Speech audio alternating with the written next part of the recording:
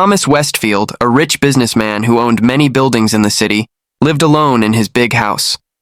At 45 years old, he had everything money could buy, but no one to share it with. One morning, as he drank his coffee, his assistant Mary brought in the mail. "There's a letter with no return address, Mr. Westfield," Mary said, placing a simple white envelope on the table. Thomas opened it and found a handwritten note that made his hands shake. The letter was from Sarah Johnson, a former housekeeper, who had worked for him 10 years ago. Sarah had been one of the staff in his mansion until Thomas unfairly fired her when she told him she was going to have a baby. He had been cruel and sent her away with nothing, afraid of what people might say. The letter said that Sarah had passed away last month. But there was more. She had a 9-year-old daughter named Layla, who had no other family. Sarah's last wish was for Thomas to meet Layla. At the bottom of the letter was a phone number for a social worker named Ms. Parker. Thomas sat frozen, memories flooding back. He remembered Sarah's tears as she left his house that day. He had given her some money to stay quiet and never thought about her again. Now she was gone, and there was a child. Could it be his daughter? His hands still shaking, Thomas picked up his phone and called the number. "Hello, this is Thomas Westfield. I received a letter about Layla Johnson." A week later, Thomas waited nervously in his living room. Ms. Parker, a kind-looking woman with gray hair, was bringing Layla to meet him. He had cleaned his usually empty house and even bought a few toys and books, not knowing what a 9-year-old girl might like. When the doorbell rang, Thomas almost jumped. He opened the door to see Ms. Parker holding the hand of a small girl, with curly hair and serious eyes. Layla looked up at him without smiling, clutching a worn teddy bear. "Hello, Layla," Thomas said, his voice softer than usual. "I'm Thomas. Would you like to come in?" Layla nodded but stayed close to Ms. Parker as they entered the house. The social worker explained that Layla had been living with a foster family since Sarah's death, but they couldn't keep her permanently. "Mom said you're an important man," Layla finally spoke, her voice small but clear. "She kept your picture." Thomas felt a pain in his chest. Sarah had kept his photo all these years? He hadn't thought about her once after she left. Ms. Parker took Thomas aside. "DNA tests confirm you are Layla's father. I'll leave you two to get acquainted, but I'll check in tomorrow. Remember, she just lost her mother." After Ms. Parker left, Thomas and Layla sat awkwardly in the huge living room. He had no idea how to talk to a child. "Are you hungry?" he asked. Layla nodded. "Mom made good pancakes." "I don't know how to make pancakes," Thomas admitted. "But we could order some." For the first time, Layla's serious face showed a hint of a smile. "Mom said you probably couldn't cook anything." The first month with Layla was the hardest time Thomas had ever faced. Harder than building his business, harder than any deal he had ever made. Layla was quiet and sad, missing her mother. Terribly. She followed the rules and never complained, which somehow made Thomas feel even worse. He hired a nanny named Rosa to help care for Layla while he worked, but he started coming home earlier each day. One evening, he arrived to find Layla crying in her room. "What's wrong?" he asked, standing awkwardly in the doorway. "The kids at my new school said I don't belong in this neighborhood," Layla whispered. "They said you're not really my dad." Thomas felt anger rise in him, then sadness. He slowly sat on the edge of her bed. "Layla, I am your father. I didn't know about you before, and that was my fault. But you belong here now." "Mom said you were a good man deep down," Layla said, wiping her tears. "She said you just forgot how to show it." Thomas was shocked. After how he had treated Sarah, she had spoken kindly of him to their daughter. He didn't deserve such kindness.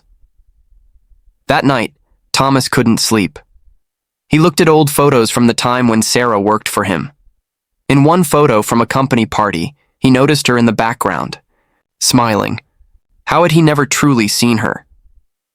The next day, Thomas called his office. "Cancel my meetings for the week," he told his surprised assistant. Then he knocked on Layla's door. "How would you like to skip school today?" I thought we could go to the zoo and maybe you could teach me how to make pancakes.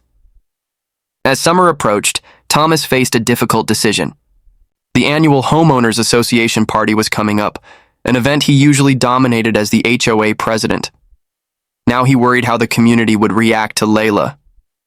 "We don't have to go," he told her one evening. Layla looked up from her homework. "Are you embarrassed about me?" The question hit Thomas like a slap. "No, never. I'm worried about what people might say. They might not be kind. Mom always said we can't control what others think, only how we act," Layla replied with wisdom beyond her years. Thomas nodded, ashamed that his 9-year-old daughter had more courage than he did. The day of the party arrived, and Thomas held Layla's hand as they walked to the community park. People stared and whispered as they approached. Thomas had been known as a tough businessman and strict HOA president, not someone who suddenly appeared with a child. Mrs. Reynolds, the neighborhood gossip, approached first. "Thomas, we didn't know you had a daughter," she said, her eyes curious. "Didn't know either until recently," Thomas answered honestly. "This is Layla. Her mother passed away last month." To his surprise, Mrs. Reynolds' face softened. "I'm so sorry, dear," she said to Layla. "Would you like to meet my granddaughter? She's about your age." As Layla went off to meet the other children, Thomas faced his neighbor's questions. For the first time in his life, he spoke without trying to control the situation. He simply told the truth. "I made mistakes," he admitted to the group. "I'm trying to do better now." Mr. Chen, who had argued with Thomas at every HOA meeting for years, offered his hand. "Parenting is hard. We all make mistakes." When the new school year started, Layla's teacher assigned a family history project. Each student needed to create a poster about their family roots and present it to the class. Layla came home quiet that day. "What's wrong?" Thomas asked, now better at reading her moods. "We have to make a family tree," Layla said. "I don't know anything about your family, and I miss knowing about Mom's family too." Thomas realized he had never talked about his past with Layla. "Your mother was an amazing woman," he started. "She grew up in Georgia with 3 brothers. Her mother, your grandmother, was a teacher." "How do you know that?" Layla asked. Thomas looked away. "I called Ms. Parker. She gave me a box of your mother's things that were in storage. I should have given it to you sooner." Together, they opened the box containing Sarah's photo albums and letters. Thomas watched as Layla traced her fingers over pictures of her mother as a young woman. "What about your family?" Layla asked. Thomas hesitated. "I grew up poor," he finally said. "My father left when I was young. My mother worked 2 jobs to support us. I promised myself I would never be poor again." He paused. "I think that's why I became so focused on money that I forgot about what really matters." That weekend, they worked on the project together. Thomas called his mother, whom he hadn't spoken to in years, and invited her to meet Layla. When his elderly mother arrived, she cried at the sight of her granddaughter. "You look just like Thomas when he was little," she told Layla. For the first time, Thomas saw his family as a circle that had been broken and was now being mended. 6 months after Layla came to live with him, Thomas faced a crisis at work. His company was planning to build luxury apartments, but the project would demolish a community center in a low-income neighborhood. In the past, Thomas wouldn't have thought twice about it. "It's just business," he would have said. But now, as he reviewed the plans in his home office, Layla peeked in. "What are those buildings?" she asked, looking at the models. "A new project my company is planning," Thomas explained. "What's there now?" Layla asked. Thomas hesitated. "A community center. The people in the neighborhood use it for after-school programs and community meetings." Layla frowned. "Mom and I used to go to a center like that. They helped us when we didn't have much food." Thomas felt like the floor had dropped beneath him. Had Sarah and Layla struggled for food while he lived in luxury? The next day, Thomas called an emergency meeting with his board. "We need to change our plans," he announced, showing them new designs that incorporated the community center into the development. "This will cost us millions," one board member objected. "It will also make us the first development company to truly work with the community instead of against it," Thomas replied. and it's the right thing to do. To his surprise, most of the board supported his new vision. One older member stayed after the meeting. "I've waited 20 years to see you become the man your mother raised you to be," she said. Thomas was shocked. He had never known this woman knew his mother. "She cleaned offices in my building before you became successful," the woman explained. "She always said you had a good heart underneath it all." 1 year after receiving Sarah's letter, Thomas and Layla stood together in a park. They were attending the opening of the Sarah Johnson Community Center, part of Thomas's new development project that had kept the old center and made it better. Layla held Thomas's hand as he cut the ribbon. Many of their neighbors were there, along with people from the community that would use the center. "My mother believed everyone deserved a second chance," Layla said into the microphone when Thomas asked if she wanted to say a few words. "She would be happy to see this place helping other families like ours." Thomas looked at his daughter with pride.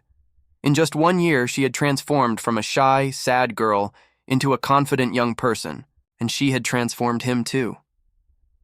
Later that evening, as they walked home, Layla asked, "Do you think Mom can see what we did?" Thomas, who had never been religious, found himself saying, "Yes, I think she can, and I think she's very proud of you." "Of us," Layla corrected him with a smile.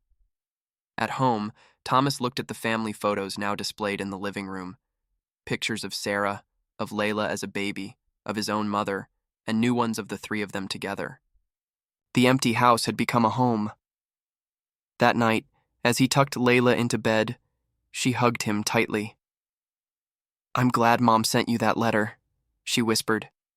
"Me too," Thomas said, his voice catching. "It was the best surprise of my life."